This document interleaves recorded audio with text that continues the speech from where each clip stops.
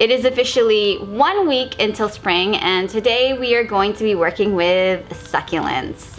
I am going to be rearranging my container, adding a few more succulents to it, mainly Escheverias, adding a couple Anacampurosas. They're actually extremely pretty and colorful. I have a few photos on my Instagram account, and I'll put the link down below. I'm also going to be adding some elephant ears to give it some height. I'm also going to be adding some jade clippings that I've propagated from one of my other plants. It's actually rooted and is doing extremely well. And I'm also going to be adding some Graptopetaliums. All right, so let's get started. All right. So the soil I like to use is one specifically for cactuses because they are formulated for fast draining. I also like to add a little bit more perlite to the mixture. I also like to mix in some bonsai soil as well. So here we go.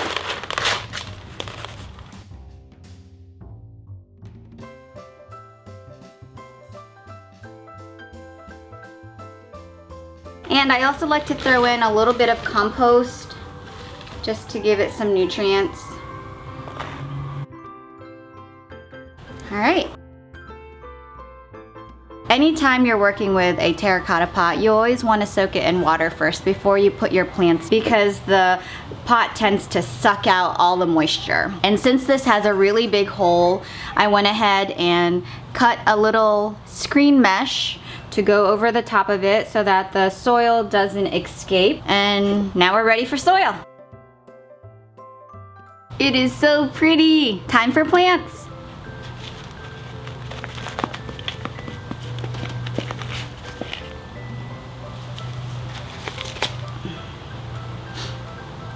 Usually I like to squeeze a little bit of the soil off from the roots, clear away any dead debris or dead leaves.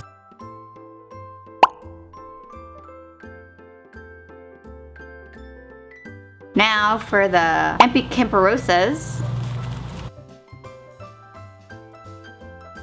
Going to uproot these jade clippings and probably add them right in this area. Now there's a pretty big bald spot right here. We're just gonna fill it up with another Echeveria. Now I'm just gonna fill in all these areas with Graptopetaliums. I've taken a cutting from my Graptopetalium plant and I'm just going to dip it into some root growing hormone.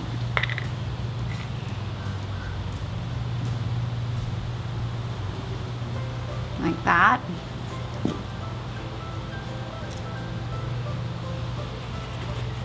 Make a little hole. Push it down in there.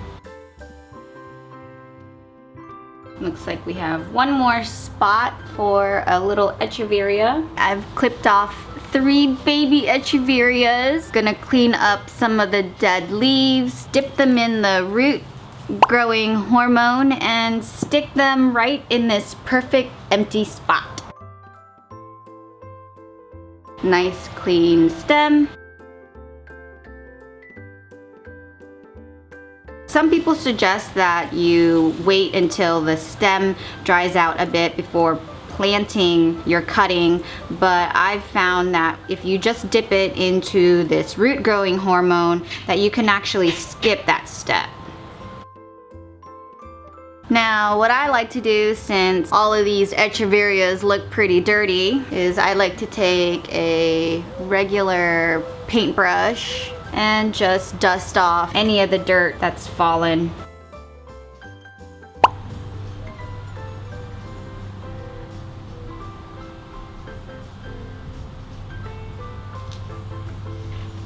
And here it is. Thanks for watching. Please subscribe. Bye.